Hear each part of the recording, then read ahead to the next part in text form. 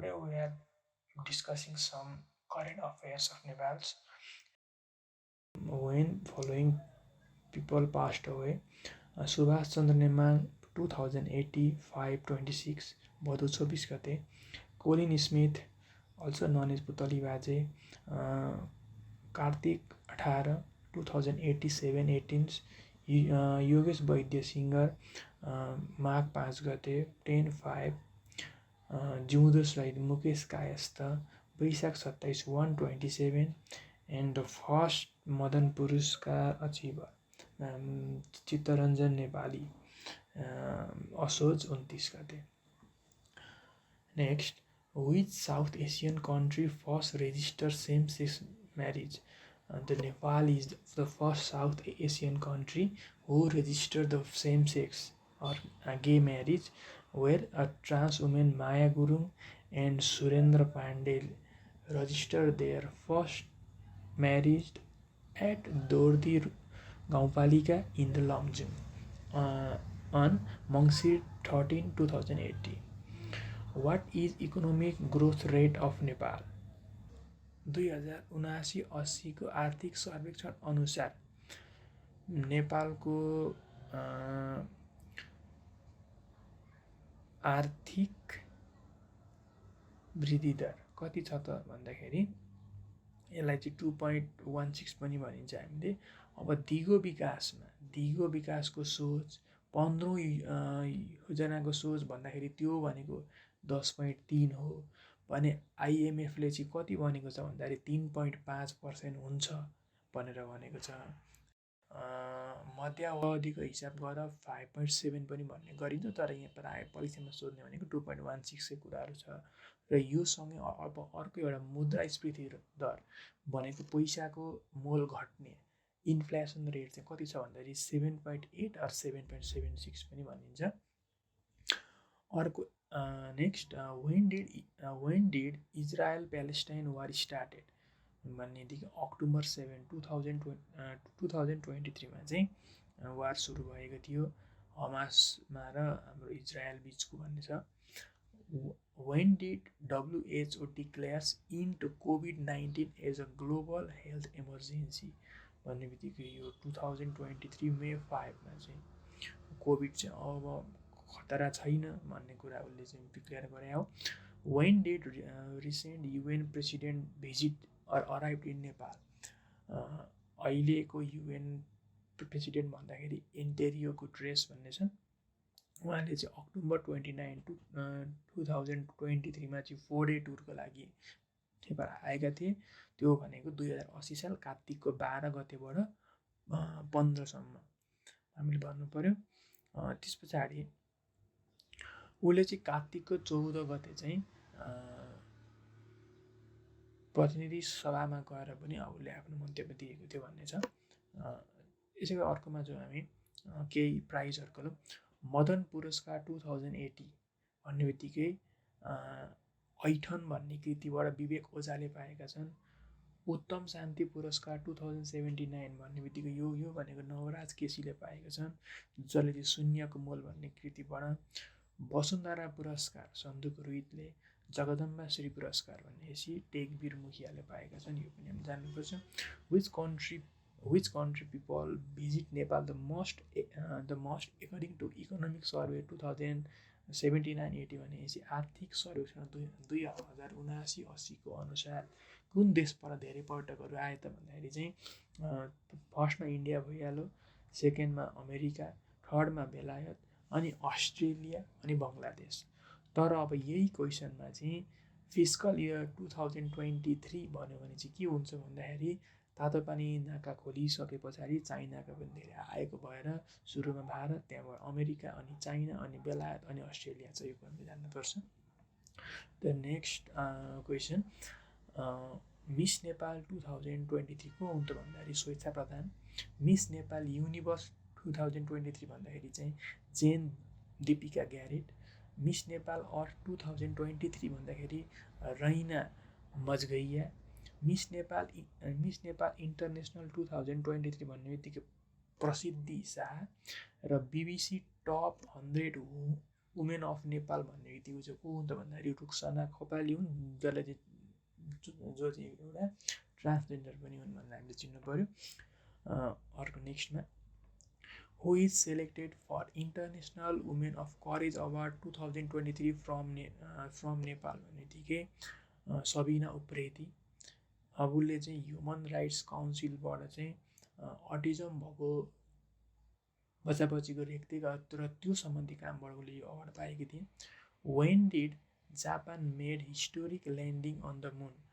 जापानले आफ्नो स्लिम भन्ने लुनार चाहिँ कहिले लन्च गरेको थियो भन्दाखेरि सेप्टेम्बर 7। तर मुनमा कहिले पुगेको थियो भन्दाखेरि यो क्वेसन आउँछ। ल्यान्डिङ गरेको भनेको चाहिँ 19 जनवरी 2024 भनेर हामीले भन्नुपर्छ। अर्को धेरै इम्पोर्टेन्ट क्वेसन छ यो पनि। वेन डिड राम मन्दिर वाज इनएगुरेटेड भनेपछि राम मन्दिरको उद्घाटन कहिले गरियो त भन्दाखेरि जनवरी 22, 2024 गरिएको, जुन चाहिँ अयोध्यामा छ, जसलाई चाहिँ आर्किटेक्ट कसले गरेको थियो भन्दाखेरि सोमपुरा फ्यामिलीले, जहाँ नामै भन्नु पर्यो भने चाहिँ चन्द्रकान्त सोमपुरा र उसको छोरा आशिष सोमपुरा भन्ने छ, जुन चाहिँ नगारा स्टाइलमा बनाइएको छ। त्यसरी नेक्स्टमा हेरौँ द फलोइङ भनेपछि द बुकर प्राइज कसले पाए त भन्दाखेरि चाहिँ पल लेन्ज भन्नेले पाएका हुन् भने इन्टरनेसनल बुकर प्राइज चाहिँ कसले पाएका भन्दाखेरि चाहिँ जोर्जी जोस्पोन्डिनो भन्ने मान्छेले पाएका हुन्। यो चाहिँ ट्रान्सलेटेड कृति थियो। अर्को अब नोबेल पिस प्राइज 2023 कसले पाए त भन्दाखेरि चाहिँ नार्गेस मोहम्मदी भन्ने लेडीले पाएकी छिन्। र time person of the year 2023 को हुन् त भन्दाखेरि चाहिँ टेलर स्विफ्ट हुन्।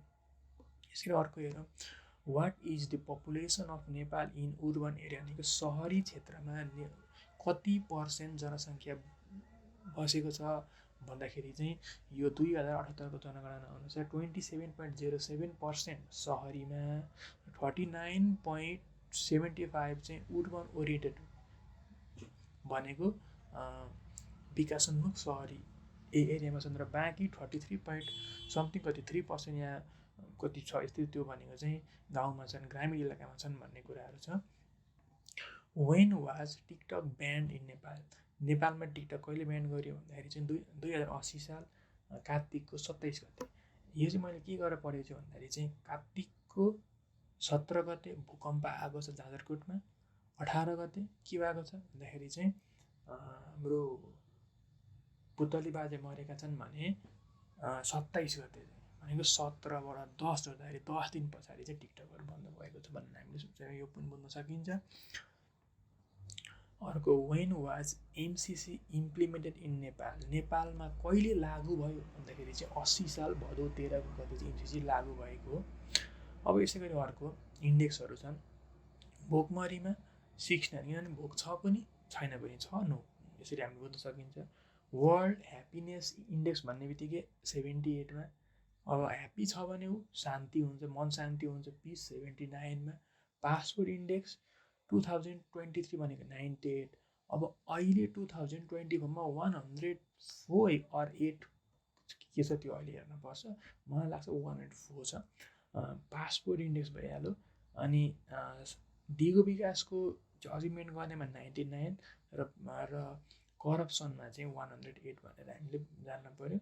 अब अर्को एउटा धेरै दुख्याउने क्वेसन भनेको चाहिँ आर्थिक सर्वेक्षण 2079-80 अनुसार सबैभन्दा थोरै आर्थिक वृद्धि दर भएको प्रदेश कुन हो त भन्दाखेरि यो चाहिँ बागमती हो। यो हामीले ख्याल गर्नु पर्यो। र धेरै माहिर कुन छ, गण्डकी छ। यसै गरी अर्कोमा जो which is recent bilateral air service agreement भनेपछि भर्खरै भएको हवाई सम्झौता कोसँग भएको थियो भन्दाखेरि चाहिँ यो भएको थियो स्विजरल्यान्डसँग, र ऊ चाहिँ 42 कन्ट्री भनेर हामीले चिन्न पर्यो। यसै गरी अर्को, अब how many countries are open for employment legally for Nepal भन्ने बित्तिकै नेपालबाट व्यक्तिगत हिसाबमा 179 देशमा जान सकिन्छ भने संस्थागतमा चाहिँ 111वटा कन्ट्रीमा चाहिँ हामीले बाहिर गएर काम गर्न सक्छौँ भन्ने कुरा छ। अब यसमा सबैभन्दा बढी मान्छे जाने चाहिँ कहाँ हो त भन्दाखेरि मलेसिया, कतार, साउदी, युएई र कुबेर, यसरी अरू पनि छन्। भने सबैभन्दा धेरै महिला गएको चाहिँ कहाँ हो त भन्दाखेरि युएईमा, यो पनि जान्नु पर्यो। यसै गरी अर्को, अब नेपाल र भारतले भर्खरै गरेको विद्युत सम्झौता कहिले गरिएको थियो भन्दाखेरि चाहिँ यो चाहिँ 2080 साल पुस 19 गते। हामीले यो चाहिँ अब जान्नुपर्ने प्रायः अब जान्नुपर्ने भने इङ्ग्लिसमा जनवरी 4, 2024मा चाहिँ 10,000 मेगावाट चाहिँ 10 वर्षलाई चाहिँ हामीले बेच्ने यो एउटा लङ टर्म चाहिँ एउटा के अरे एग्रिमेन्ट गरिएको छ। With which country Nepal did recent labour agreement, भर्खरै श्रम सम्झौता दोहोरो श्रम सम्झौता गरेको मुलुक कुन हो त भन्दाखेरि चाहिँ यो चाहिँ 12औं मुलुकको रूपमा चाहिँ जर्मनी रहेको छ। कहिले गर्यो भन्दाखेरि चाहिँ अक्टोबर 10, 2023मा गरिएको थियो भने योभन्दा जस्ट 4 दिन पहिले चाहिँ रोमानियासँग गरिएको थियो भन्ने छ। अर्को अब which country got most recent diplomatic relation with Nepal, नेपालसँग भर्खरै द्वैतीय सम्बन्ध गाँच्ने मुलुक कुन हो त भन्दाखेरि चाहिँ द्वैतीय सम्बन्ध गाँच्ने मुलुक भनेको चाहिँ मार्शल आइल्यान्ड हो, जुन चाहिँ 181औं मुलुक छ, जुन चाहिँ जुन 2023मा गरिएको थियो। यसै अर्को 7औं कृषि गणना अनुसार नेपालमा कति परिवार चाहिँ कृषिमा आबद्ध छन् भन्दाखेरि चाहिँ 41,30,789 जना चाहिँ कृषिमा डिपेन्ड छन्। र सबैभन्दा धेरै परिवार डिपेन्ड भएको झापामा हो भने सबैभन्दा धेरै कृषि योग्य भूमि भएको चाहिँ फेरि मोरङमा है त। अब यसरी अर्को जान्नै पर्ने कुरा हामीले नोबेल प्राइज विनरहरू जान्नु पर्यो, जसमा के छ भन्दाखेरि सुरुमा फिजिक्स छ। यो मैले कसरी याद गरेको छु भन्दाखेरि हे अगस्त्य मुनि तिम्रो हुलिया साह्रै खराब भयो फेर न भनेर मैले पढेको छु, जहाँ चाहिँ के आयो त भन्दाखेरि चाहिँ Pierre Agostini Ferenc Krausz and Anne L'Huillier, यसरी हामीले भन्न सकिन्छ। अर्को अब केमिस्ट्रीमा चाहिँ मैले के पढेको छु भन्दाखेरि चाहिँ एकै मुभमा ब्रस गरेर आऊ त तिम्रो माउथ गनायो भनेर हामीले मोङ्जी बोवेन्डी लुइस ब्रुस र एलएसके यकिमोभलाई हामीले चिन्न पर्यो। यसै गरी अर्को अब Nobel prize in medicine or अब बायोलोजी भन्नु भने चाहिँ हामीले के भन्नु पऱ्यो त भन्दाखेरि चाहिँ अब यहाँ भन्नु पऱ्यो हामीले काएका वाइसम्यान भन्नु पऱ्यो, यसरी कातालिन क्यारीको एन्ड ड्रु वाइसम्यान भन्नु पऱ्यो। यसै गरी अर्को साहित्यमा यो सोध्न सक्छ, नोबेल प्राइज इन लिटरेचर भनौँ भने चाहिँ साहित्य लेख्ने भनेको फसेर हो नि त कुनै कुरा, जोन फोसी भनेर हामीले भन्न सकिन्छ। यस्तै अर्को चाहिँ रिसेन्ट आर्थिक सर्वेक्षण अनुसार the average expenditure of tourist भनेको प्रति पर्यटकले गर्ने खर्च भने चाहिँ कति हो भन्दाखेरि $40.5 भने एभरेजमा औसतमा कति दिन बस्छन् त यहाँनिर नेपालमा पर्यटक भन्दाखेरि चाहिँ 13.1 डे बस्छन्। अब अर्को नेपालको कुल राष्ट्रिय भनौँ भने एन भनौँ भने 1410 भने अब चाहिँ राष्ट्रिय कुल ग्रास उत्पादन भनौँ भने चाहिँ फेरि 1399 भन्नु पर्यो है त। यसरी हामीले डी अब त्यहाँ कुल ग्रास त्यो भनेको डीमा पर्छ भने चाहिँ नेपालभित्रै कमाइ हुने यति भनेपछि जम्मा नेपालीले कमाउने विथ रेमिट्यान्स भने चाहिँ 1410 भन्ने हामीले बुझ्नु पर्यो है त। अब यसै गरी अर्को भनेको वर्ल्ड टुरिज्म डे कहिले पर्छ, सेप्टेम्बर 27। अर्को इन्भाइरोमेन्ट डे कहिले, जुन 5मा पर्छ भने यसको स्लोगन के छ, beat plastic pollution. Earth Day कहिले पर्छ, अप्रिल 22 मा, यसको slogan invest in our planet भन्ने छ। र अर्को बायोडाइभर्सिटी डे कहिले पर्छ, मे 22 मा पर्छ, जुन चाहिँ from agreement to action build back biodiversity भन्ने छ, यो हामीले याद गर्नु पर्यो। अब यस्तै गरी अर्को 15औं ब्रिक समिट कहाँ भएको थियो भन्दाखेरि साउथ अफ्रिकामा भएको थियो, जुन चाहिँ अगस्त 22 देखि 24 भएको थियो। 28औं कोप सम्मेलन भनेपछि दुबईमा भएको थियो, युएईमा, जुन चाहिँ नोभेम्बर 30बाट डिसेम्बर 12सम्म भएको थियो। अर्को नेम नन अलाइन भनेको असमानता राष्ट्रको मिटिङ चाहिँ 19औं मिटिङ चाहिँ कहिले भएको थियो भन्दाखेरि चाहिँ काम्पाला युगान्डामा भएको थियो, जनवरी 15 देखि 20सम्म भएको थियो, भर्खरै रिसेन्टली हो। अर्को अब अर्को 78औं युएनको सम्मेलन कहाँ भएको थियो भन्दा चाहिँ न्युयोर्कमा भएको थियो, जुन चाहिँ सेप्टेम्बर 23 देखि 28सम्म भएको थियो। यसै गरी अर्को भक्तराज आचार्य कहिले मरेका भन्दाखेरि चाहिँ यो चाहिँ फागुन 14 गते हामीले सम्झिन पर्यो। जसलाई अब इङ्ग्लिसमा सोधिएको होइन, फेब्रुअरी 26 पनि हामीले भन्नुपर्छ।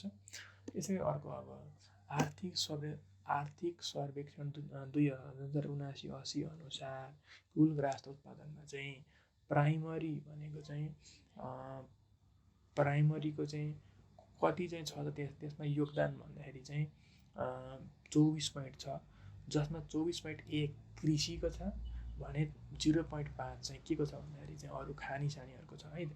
अब अर्को द्वितीय क्षेत्रमा चाहिँ निर्माण पर्छ, उद्योग पर्छ, पानी बिजुली पर्ने भयो, यो ढल व्यवस्थापन पर्ने भयो। यो यसको कति छ त भन्दाखेरि चाहिँ 12.9% छ। अब धेरै कुनको छ यहाँनिर लाइनमै छ, फर्स्टमा निर्माण, अनि इन्डस्ट्री, अनि विद्युत भन्ने कुराहरू छ। अब थर्डमा अर्को तृतीयमा चाहिँ के पर्यो त भन्दाखेरि चाहिँ बाँकी सबै शिक्षा, यातायात, अनि मर्मत सामग्री, त्यहाँ स्वास्थ्य, होइन यस्ता कुरा जुन चाहिँ 62.9% छ भन्ने कुरा चाहिँ यो पनि हामीले जान्न पर्यो। अब अर्को राष्ट्रिय गेमहरू, एनएसएलको नेपाल सुपर लिगको दोस्रो संस्करण कसले जित्यो? ललितपुरले जितेको छ। KP Oli cup cricket cup कसले जित्यो त? मधेसले जितेको छ। अनि 13औं आइसिसी वर्ल्ड कप जुन अब इन्डियामा भयो, यो कसले जित्यो भन्दाखेरि अस्ट्रेलियाले जित्यो, जुन चाहिँ अब उसको लागि 6 टाइम हो भने। मेन्स प्राइम मिनिस्टर कप कसले जित्यो त भन्दाखेरि चाहिँ रोहितको टिम नेपाल पुलिसले जितेको थियो।